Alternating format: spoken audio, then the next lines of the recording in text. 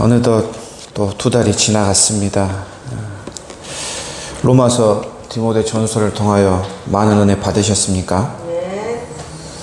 우리가 디모데 전서 후서를 통틀어서 꼭 알아야 할 부분과 배워서 적용해야 할 부분이 참 많이 있는 것 같습니다.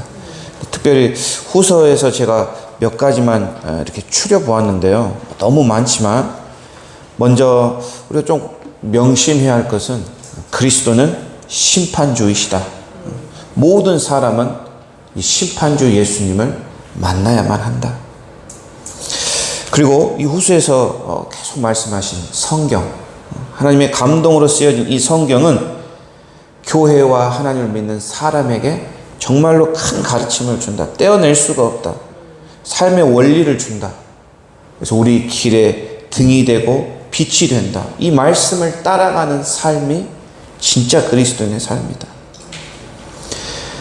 그 다음에 성품도 나왔는데요. 예수를 따르는 사람들의 특징, 그들의 성품은 신실하고 거룩한 것, 깨끗한 것, 그리고 인내하고 오래 참는 이런 성품들을 가지라고 말합니다. 마지막으로 거룩한 삶을 살아가는 사람에게는 반드시 고난이 온다. 핍박이 온다는 것. 이 고난과 핍박이 오기에 두려워하지 말라는 것. 하나님이 함께 하시고 어려울 때마다 그 고난에서 건져 주시기 때문에 두려워하지 말라는 이런 가르침, 교훈을 주고 있습니다. 또 적용할 것도 많이 있습니다. 어제 2절 말씀처럼 때를 얻든지 못 얻든지 복음을 전파하라. 진리를 증거하는 것. 복음을 부끄럽게 여기지 않아야 하는 것. 또한 바울이 이 디모데를 젊은 목회자, 사역자로 여기지 않았습니까? 저와 여러분 예수 그리스도를 믿는 모든 자는 하나님의 왕 같은 제사장이고 하나님의 소유입니다. 다 하나님의 사역자며 하나님의 일꾼입니다. 그래서 나는 어떻게 하나님을 섬기고 있는지, 나는 하나님이 주신 나의 사역, 나의 사명을 잘 감당하고 있는지 확인해 봐야 되겠죠. 마지막으로는 이 고난이 올 때 실망할 필요가 없다는 것. 고난은 늘 하나님을 경험하는 계기가 된다는 것. 어려움이 닥칠 때, 고난이 닥칠 때 그것을 대처하는 나의 모습은 어떠한 모습인가? 이런 적용할 부분도 참 많이 있는 것 같습니다. 이런 여러 교훈과 적용점 중에 한 가지만 선택해서 이렇게 2달씩 저희가 매일 성경을 하는데 2달 동안에 한 가지만 선택해서 잘 보이는 곳에 냉장고 앞에 한 구절이라도 아니면 한 어구라도 붙여놓으면 어떨까 이런 생각이 듭니다. 여호수아서가 다음에 하지 않습니까? 여호수아서를 또 보다 보면 저희가 또 로마서 디모데후서 말씀 전서를 잊어버리기 쉽습니다. 그래서 한 가지 예를 제가 들어드리면 21년 11월 12월에 저희가 느헤미야, 에스라, 에스더를 했습니다. 굉장히 미랄들의 새벽기도 초창기였는데 그때는 굉장히 많이 떨면서 말씀을 준비하고 설교하던 기억이 납니다. 이때 그 모르드게가 왕을 구해주지 않았습니까? 계략을 듣고. 그런데 이 모르드게는 큰 공을 세웠음에도 불구하고 여전히 성문 앞에 앉아 있었습니다. 자신의 역할에 충실하고 있었습니다. 상을 달라고 요구하지 않았습니다. 그런데 시간이 지나고 하나님의 때가 이르자 왕을 통하여 하나님께서 이 모르드게를 왕의 2인자의 자리까지 앉히게 해주셨습니다. 이 모르드게의 이야기, 이것을 적어놓고 몇 번 제 마음에 되뇌이니 이제 모르드게처럼 살아야겠구나. 내가 공을 세워도 열심히 일을 해도 티를 내지 말자. 사람에게 인정받으려고, 사람에게 칭찬받으려고 하지 말자. 오직 하나님께 인정받고 칭찬받자. 기다리자. 이런 교훈을 얻게 되었습니다. 그리고 이제 에스더에 대한 이야기는 잊어버렸죠. 하지만 그 삶이 여전히 남아있다는 것입니다. 디모데 전후서 말씀은 어떻습니까? 기도가 필요하신 분은 우리 디모데전서 2장 1절에 기도, 중보 기도가 있죠. 모든 사람을 위하여 기도하고 간구하라. 내가 돈을 하나님보다 조금 더 사랑하는 것 같다. 그러면은 6장 말씀 있잖아요. 돈을 사랑하는 것이 일만하게 뿌리다. 고난을 극복하고 싶은 사람은 후서에 2장의 병사처럼 우리가 그리스도의 고난을 받자. 또 성경을 사랑하고 싶은 마음이 있으면 또 3장 16절 이런 말씀들이 있습니다. 우리 개개인에 적용해야 될 이 말씀을 정말 딱 한 구절이라도 한 어구라도 내 것으로 갖고 나를 변화시키는 그런 축복의 말씀들이 되기를 원합니다. 오늘 본문 이 바울과 함께 복음을 전할 때 만났던 사람들이 나오지요. 동역자들이 등장합니다. 크게 우리가 구분을 해보면 세 가지 부류가 있는데요. 먼저 10절에 나온 데마입니다. 이 데마는 골로새서에서도 나오고요. 빌레몬서에도 소개가 됩니다. 바울의 친구이자 바울의 동역자였습니다. 아마 일찍 복음을 받아들이고 바울과 함께 전도 여행을 떠난 것으로 보입니다. 이 데마의 특징은 초기에는 열심이었습니다. 복음을 받고 그리스도를 영접한 후에 정말 성령에 된 사람 후에 열심을 내어 바울과 함께 전도 여행을 다녔지만 바울의 현실을 보자. 바울의 상황을 보자. 고난을 받고 매를 맞고 감옥에 갇히고 어려움을 당하는 이 바울을 보자 자신도 그럴까봐 세상으로 도망친 사람입니다. 이 데마는 현실주의자입니다. 이것저것 계산해보고 나에게 이득이 오지 않는다는 생각을 하며 세상을 향해 떠나가 버린 사람. 주를 위한 고난보다 세상을 더 사랑한 데마. 내 모습 속에 이런 데마와 같은 모습이 있지 않은지 우리는 잘 살펴봐야 됩니다. 믿음 생활을 득실 관계에 따져가며 하고 있지는 않은지. 하나님을 사랑합니다. 말씀을 사랑합니다. 하나님을 믿습니다.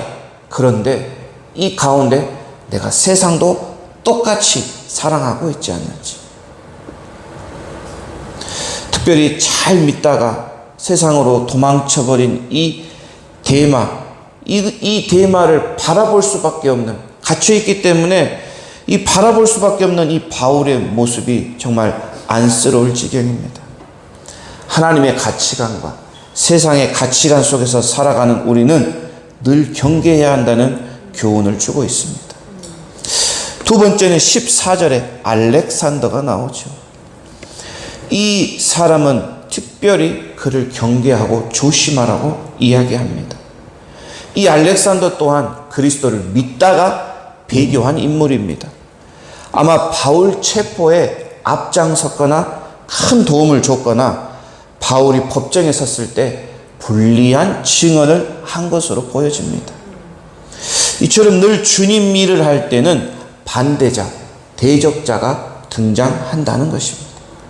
가만히 있으면, 집에서 TV나 보고 있으면 아무도 나를 대적하지 않습니다. 그런데 주님의 일, 특별히 주님이 기뻐하시고 좋아하시고 칭찬받는 일을 할 때면 언제 어디선가 나도 모르게 방해가 찾아오고 핍박이 옵니다. 고난과 대적이 저를 찾아오죠. 이것이 영적인 방해입니다. 왜 이런 일이 일어날까요? 이것은 사탄 마귀가 존재한다는 증거입니다. 바울을 많이 괴롭혔지만 바울은 그것 또한 그것들을 하나님께 맡겼습니다. 자기가 보복하거나 안갚음하거나 그를 미워하거나 그러지 않았습니다. 그냥 온전히 다 하나님께 맡기며 하나님께 기도했습니다. 즉 그리스도를 섬기면서 우리가 예수를 믿으면서 우리에게 오는 대적, 고난, 괴로움, 외로움까지 이런 것들을 내가 다 지니고 가져가야 할 필요가 없다는 것입니다. 그저 주님께 맡겨버리면 된다는 것. 오늘 이 뒷부분, 후서 이 뒷부분을 보면 참 바울이 얼마나 외로웠을까 이런 생각도 듭니다. 늘 성령에 충만했던 바울도 사람들로부터 받았던 상처와 배반으로 인해 괴롭고 외로웠습니다. 하지만 그럼에도 불구하고 바울은 하나님께 맡기고 의지하는 그런 모습을 보여주지요. 마지막으로 바울의 참 동역자, 우리 11절 누가가 나오고 마가도 등장합니다. 그 외에 그리스게와 디도는 9절에 나오지요. 10절에 나오죠. 그리스게는 갈라디아, 디도는 달마디아. 이들은 도망간 것은 아닙니다. 이들의 사역지로 돌아간 것 뿐입니다. 두기고는 저희가 골로새서 에베소서 할 때 바울의 편지를 잘 전달한 충성된 사람이죠. 가보는 체포된 바울을 대신해서 바울의 물건을 맡아준 사람. 19절부터 쭉 나오는 브리스길라, 아굴라, 오네시보로, 에스라도, 이 모든 사람들은 바울의 신실한 동역자이며 친구들이었습니다. 그중 11절 누가만이 내 곁에 남아있는 유일한 사람이다. 누가는 사도행전과 누가복음을 집필하였죠. 바울이 어디를 가든 늘 함께한 의사이자 집필가이자 말동무이자 친구였습니다. 누가는 유일하게 남았지요. 그는 바울과 함께 성경을 저술하고 또 2차 전도여행을 시작으로 평생 함께 전도한 진짜 동역자였습니다. 이 가시가 있다고 자신을 표현한 이 바울 곁에서 정말 바울의 주치의로서 아픈 몸을 치료해 주기도 하였습니다. 이런 동역자가 있다는 것 굉장히 부럽지요. 우리 미랄들의 교회도 이런 동역자들이 많아지기를 선포합니다. 마가의 도움이 필요하다고 또 말하죠.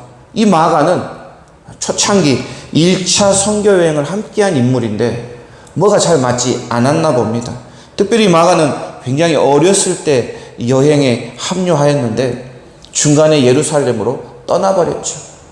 많은 사람들은 그 이유를 우리는 알 수 없지만 바울이 이 마가를 부정적으로 생각한 걸 보아서 아마 이 친구가 힘들어서 어려워서 그 고난을 참지 못하고 도망갔다고 추측하고 있습니다. 그런데 그런 마가를 바울은 다시 보기를 원하죠. 이 마가가 시간이 지나면서 성숙해졌다고 여겨집니다. 바나바와 함께 전도여행을 떠나면서 다시 회복되었다고, 그런 마가가 필요하다고 바울은 말하죠. 이 마가는 또한 베드로와 함께 동역하면서 베드로서를 집필 도왔고요. 또 마가복음을 집필했지요. 이 바울의 사람들을 보면 사람들로 인해 격려도 받고 도움도 받고 기쁨으로 사역했던 바울. 하지만 또 사람으로 인하여 절망도 하고 낙심도 하고 어려움도 겪은 이 바울. 하지만 결국 바울은 어떻습니까? 하나님만을 의지하는 신실한 모습을 보여주지요. 우리 17절 한번 같이 읽어보겠습니다. 시작. 하나님께서 그 순간에 나와 함께 하셔서 이방인들에게 용기 있게 복음을 전할 수 있게 주셨습니다. 주님께서는 이 모든 이방인들까지 주님의 말씀을 듣기를 바라셨던 것입니다. 또한 나를 사자 입에서 구해주셨습니다. 18절 계속 읽겠습니다. 주님은 내게 해를 입으려는 모든 사람에게서 나를 구해주시고 하늘나라에 안전히 들어가게 하실 것입니다. 우리 주님께 영원토록 영광을 올려드립니다. 아멘. 하나님의 목적이 무엇입니까? 하나님의 뜻이 무엇입니까? 주님께서는 모든 이방인들이 말씀을 듣고 구원받기를 원하시는 분이십니다. 예수 그리스도의 말씀이 온전하게 전파되어 이방인들도 예수를 믿고 구원받는 놀라운 역사가 일어나기를 원하시는 분이십니다. 그리고 그 일을 할 적임자를 찾고 계신 분이시죠. 예수 그리스도와 동역할 동역자를 찾으십니다. 바울이 바나바와 실라와 누가와 마가와 기타 등등 하나님의 뜻을 이루어드리기 위해 복음 전도의 사명을 가진 것처럼 지금 이 시대에 하나님은 그런 사람을 찾고 계시다는 것입니다. 그리고 그 사람을 통하여 그 사람에게 용기를 줍니다. 담대한 마음을 줍니다. 어려움과 모든 악한 일을 일에서 구원해 주십니다. 하늘나라에 안전하게 들어가도록 보장까지 해 주십니다. 바울은 마지막으로 복음 전파의 사명자로 살아온 자신의 삶을 온전히 하나님께 영광을 올려드리며 글을 마치죠. 현재 바울의 모습은 나이가 많이 들었습니다. 건강이 악화되었습니다. 언제 죽을지 모르는 인생이었습니다. 하지만 바울은 확신에 차 있었습니다. 하나님, 그 당신의 거룩한 뜻을 위하여 택하신 백성은 하나님께서 절대 버리지 아니하신다. 끝까지 이끄시고 보호하시고 천국 가는 그 길까지 인도하신다는 확신이 있었습니다. 오늘 그 확신이 저와 여러분에게도 있기를 바랍니다.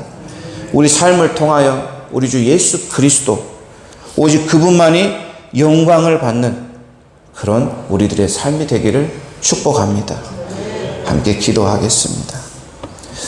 오늘 함께 기도할 것은 우리 특세를 위해서 기도하기를 원합니다. 저희 윤홍석 목사님께서 허락은 하지 않으셨지만 제가 저번 주에 청소년 예배 때 특세 나오면 장학금 준다고 선포해 버렸습니다. 그래서 청소년들 그래서 유치부터 청년까지 특세를 개근을 하면 장학금을 주겠다. 네. 그래서 아무래도 이 친구들이 새벽기도 맛도 좀 봐야 되고 말씀을 좀 이렇게 사모하는 사람들도 많이 있다는 걸 좀 알아야 되고 장학금 주기로 했으니까 데리고 오십시오. 데리고 오셔가지고 옆에 앉혀놓고 말씀도 보고 우리가 옆에서 기도도 해주고 막 온다고 하는데 이게 쉽진 않지 않습니까? 그래서 우리 시간 함께 손들고 우리 정말 이 다음 세대를 위하는 간절한 마음으로 함께 기도하기를 원합니다. 정말 이들이 하나님의 말씀을 사랑하고 정말 성령을 사모하고 예수 그리스도를 사랑하고 정말 하나님의 신실한 일꾼, 하나님의 자녀, 하나님의 종이 될 수 있도록 이들을 이끌어 주시고 인도해 주시라고, 또 이들을 맡는 선생님들을 위해서 우리 시간 주님 3번 부르고 함께 기도하도록 하겠습니다.